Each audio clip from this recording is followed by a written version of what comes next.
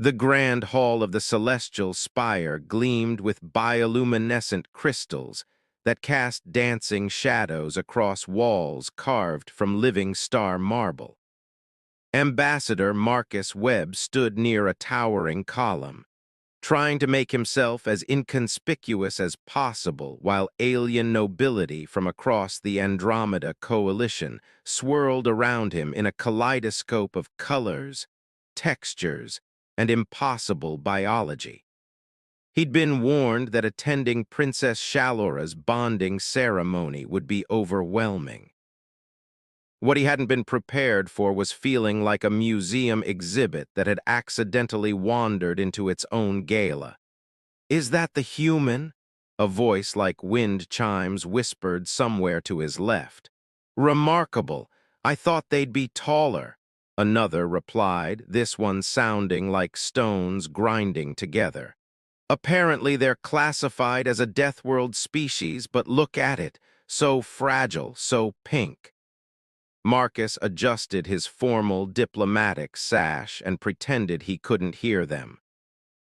6 months as Earth's first representative to the coalition, and he still wasn't used to being discussed like he wasn't standing right there.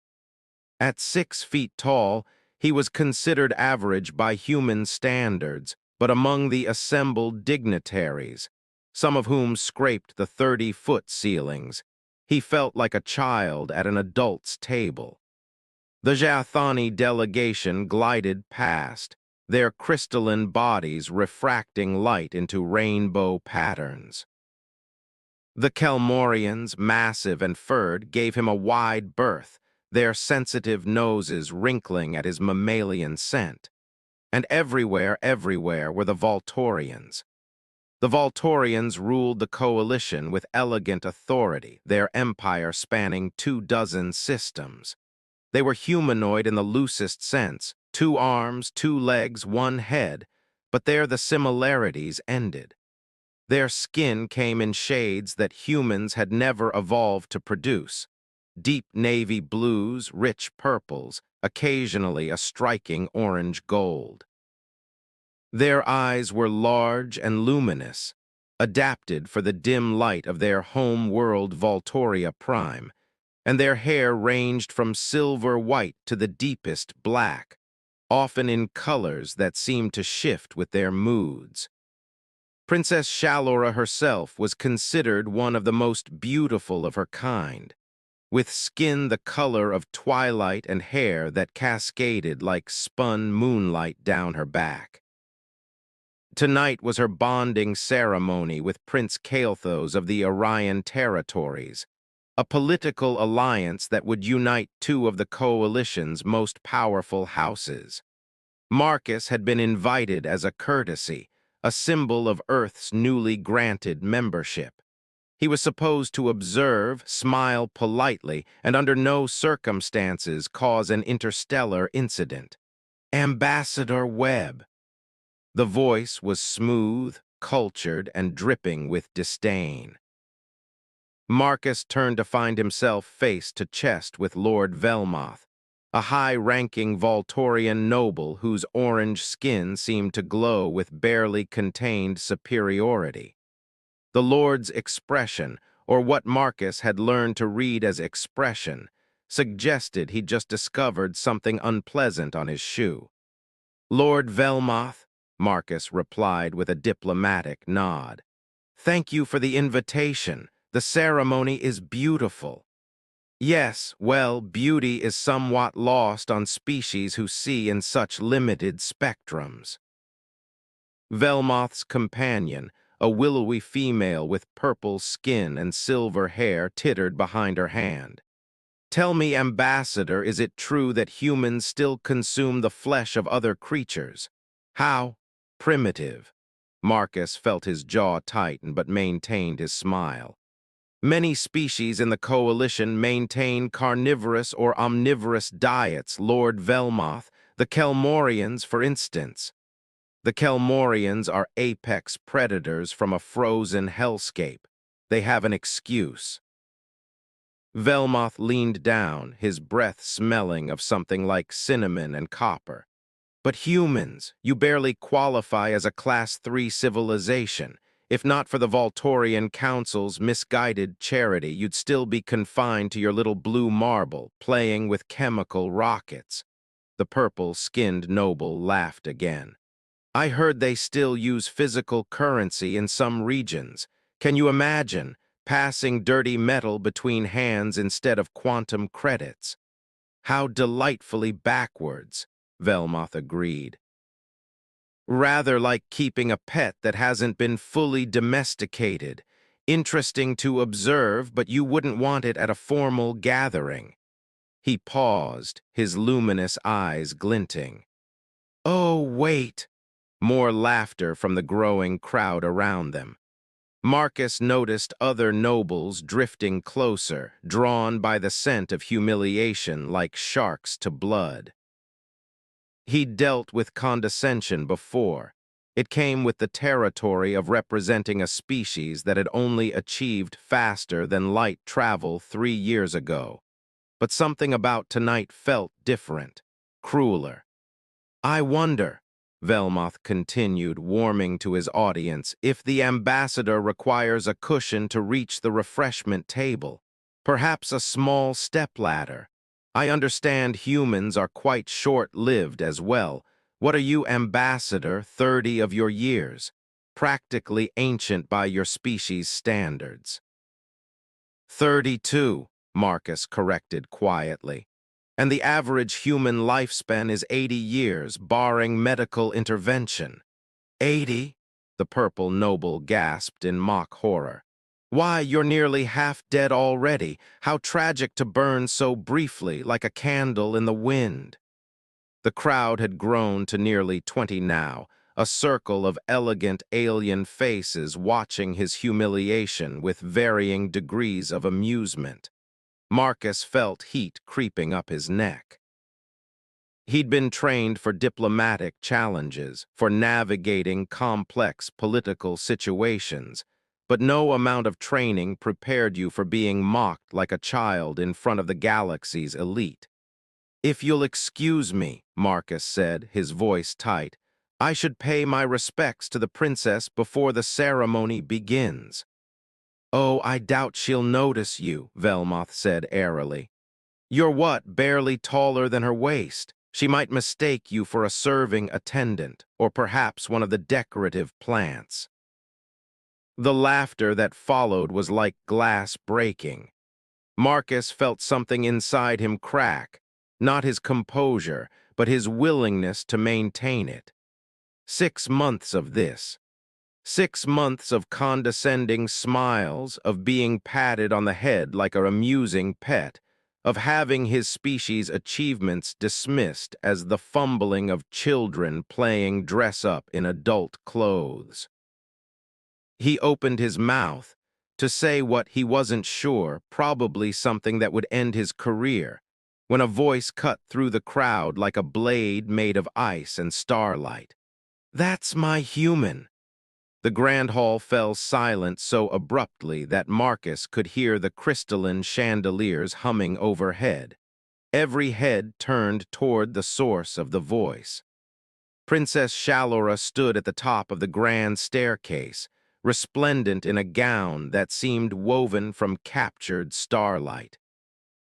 Her twilight skin was marked with ceremonial patterns in silver paint, and her moonlight hair was bound up with jewels that pulsed with their own inner light. She should have been in her private chambers, preparing for the final ceremony. Instead, she was staring down at the crowd with an expression that made grown nobles take involuntary steps backward.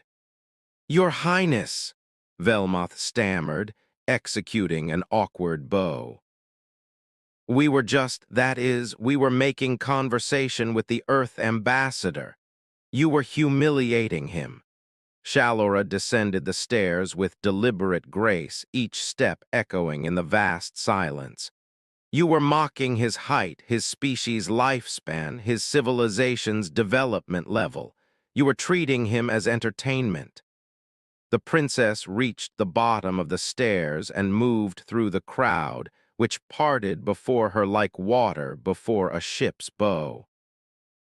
She stopped directly in front of Marcus, and he was struck, as he always was, by how impossibly beautiful she was and how sad her luminous eyes looked. "Ambassador Webb," she said formally, "please forgive this breach of hospitality. It shames my house and my people." "Your Highness, there's no need," Marcus began. "There is every need." She turned to face Velmoth and the assembled nobles, her voice carrying to every corner of the hall. "Let me tell you about my human, since you seem so eager to judge him by standards you don't understand." She began to pace, her gown trailing behind her like a comet's tail. "4 months ago, I was en route to the Kelmarian summit when our diplomatic vessel suffered a catastrophic engine failure in the Theta sector. We were adrift, life support failing, and the nearest coalition ship was 3 days away. Do you know who responded to our distress call?" The crowd was silent. "Ambassador Webb's ship, a human science vessel barely armed with a crew of 20. They were outmatched and outgunned when the Krell pirates, the same pirates who'd sabotaged our engines, came to claim their prize, a Voltorian princess. Can you imagine the ransom?" Marcus remembered that day with crystal clarity. The fear, the impossible odds, the decision that should have gotten him court-martialed but instead had earned him a commendation. "The ambassador could have run," Shallora continued. "His ship was faster than the Krell cruiser. He could have called for help and waited for coalition forces to arrive. He could have made the sensible, logical, safe choice." She looked directly at Marcus, and something in her expression made his breath catch. "Instead, he positioned his ship between mine and the pirates. He used his vessel, his tiny, fragile vessel, as a shield. And when the Krell commander demanded he stand down or be destroyed, do you know what this primitive human said?" She smiled, and it transformed her face. "Not today and not to her." A murmur rippled through the crowd. "The ambassador held that position for 47 minutes while his engineer, a brilliant woman named Chen, performed the fastest emergency repair in coalition history. His ship took fire meant for mine. His crew risked their lives for people they'd never met, from a civilization that had done nothing but condescend to them since first contact." Velmoth had gone very still, his orange skin fading to a sickly yellow. "When coalition forces finally arrived," Shallora said, her voice softening, "the ambassador's ship was heavily damaged. 3 of his crew were injured. And yet when I tried to thank him, do you know what he said? He said, 'That's what neighbors do, Your Highness. They show up.'" She turned back to the crowd, her eyes blazing. "This human, this representative of a species you mock for being young and small and short-lived, taught me more about honor in 47 minutes than I've learned in 200 years of coalition politics. He asked for nothing in return. No favors, no political advantage, no reward. He just showed up when someone needed help." The princess moved to stand beside Marcus, close enough that he could smell something like jasmine and ozone.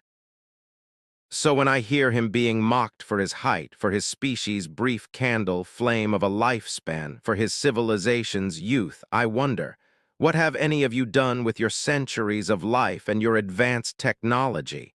Have you shown up when someone needed you? Or have you simply grown old and cruel?" The silence that followed was absolute. "Your Highness," a new voice said. Prince Kael'thas stepped forward from where he'd been watching near the throne. He was tall even for a Voltorian, with skin like polished obsidian and silver hair.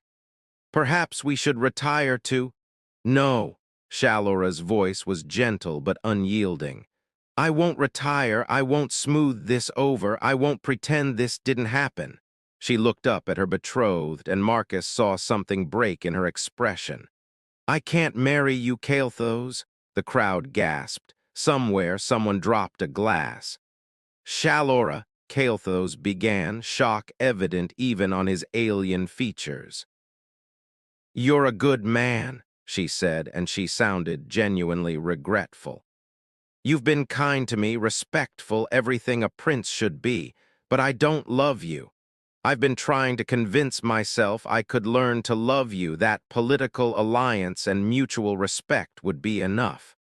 But then I watched these nobles, our nobles, the supposed best of coalition society, humiliate someone who risked everything for me, and I realized something."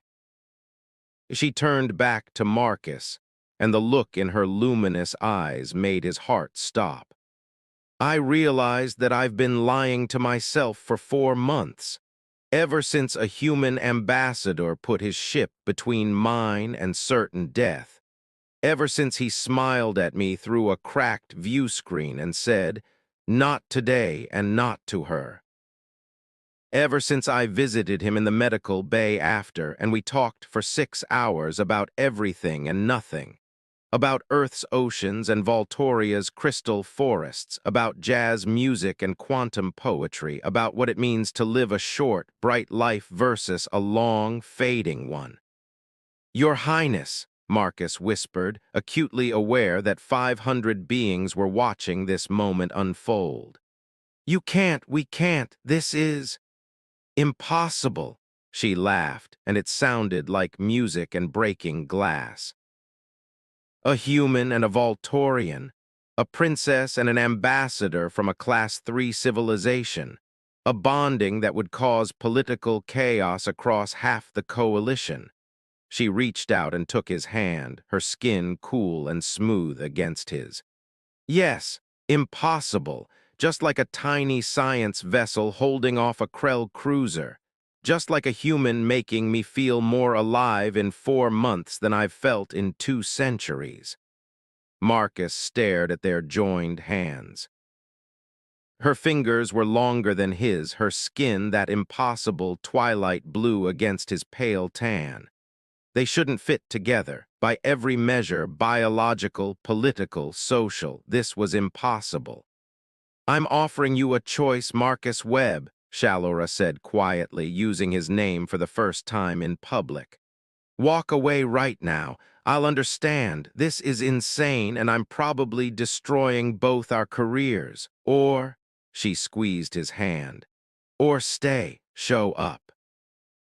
Be my human and let me be your princess, and we'll figure out the rest as we go."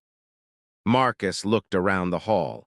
He saw shock, outrage, confusion, and, surprisingly, a few faces that looked almost approving. He saw Caelthos, who had gone very pale but was nodding slowly, as if he'd suspected this might happen. He saw Velmoth looking like he wanted to melt into the floor. Then he looked back at Shalora, at this impossible princess with her twilight skin and moonlight hair, who just stopped her own bonding ceremony to defend him. Who'd noticed when he visited the medical bay every day she'd been recovering from the Krell incident. Who'd laughed at his terrible jokes about Earth customs and taught him to appreciate quantum poetry even though he barely understood it. "Well," Marcus said, a slow smile spreading across his face, "as I believe I mentioned once before, not today and not to her." He paused. "Or without her, as the case may be." Shalora's face lit up like a supernova. She pulled him into an embrace that lifted him clear off the floor. Voltorians were stronger than they looked, and the grand hall erupted in chaos. Some nobles were shouting in outrage. Others were applauding. Caelthos was having what looked like a quiet breakdown in the corner. The Kelmorian delegation was howling with laughter, and Marcus, held in the arms of an alien princess who just upended galactic politics for him, thought, "This is either the best decision I've ever made or the worst, and I honestly don't care which." That's my human, Shallora whispered against his ear, quiet enough that only he could hear. Mine. That's my princess, he whispered back. The banquet had indeed stopped cold.